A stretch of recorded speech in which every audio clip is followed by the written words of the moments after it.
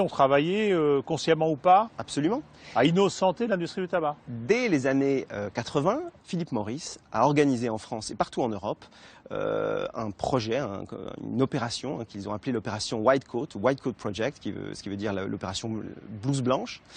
Et un petit noyau de scientifiques a été constitué en France, une dizaine de scientifiques, pas plus, et qui a eu pour mission, qui était secrètement payé, c'est-à-dire qu'ils ne déclaraient pas leur lien d'intérêt avec Philip Morris, et qui a eu pour mission, pendant des années, d'infiltrer la communauté scientifique et d'instrumentaliser en quelque sorte la recherche par exemple, pour prendre un exemple très concret, d'organiser des cycles de conférences sur la qualité de l'air intérieur, en faisant parler des scientifiques qui cherchaient sur tout ce sur les autres dangers, exactement, voilà. Autres que le tabac. Exactement. Parler, je sais pas quoi, des acariens, de ce qu'on veut, voilà, de la poussière, du formaldéhyde, de tout ce qu'on veut, sauf du tabac. Donc ils trahissaient en conscience et pour récupérer un petit peu d'argent au passage, voilà. J'imagine. Voilà. Et bon, il y en a eu beaucoup, il y en a eu en France aussi.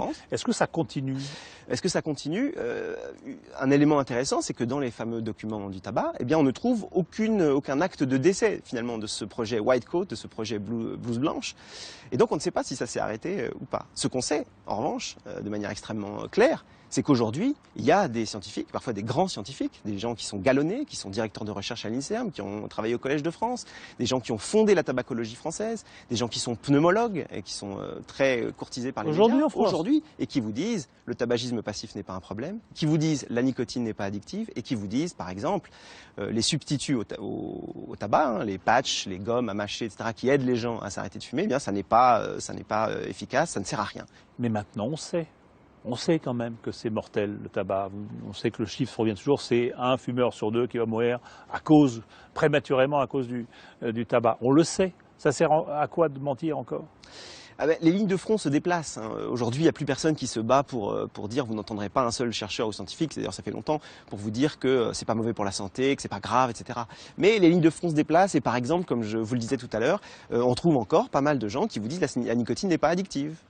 Ou qui vous disent on peut fumer jusqu'à 45 ans puis s'arrêter et puis bon le risque disparaît, qui vous disent ça ne sert à rien d'essayer d'arrêter de fumer avec des substituts parce que ça ne sert à rien, parce que la nicotine n'est pas addictive en elle-même, etc. Ça, ce sont simplement des contre-vérités scientifiques. Vous y croyez à la fin du tabac?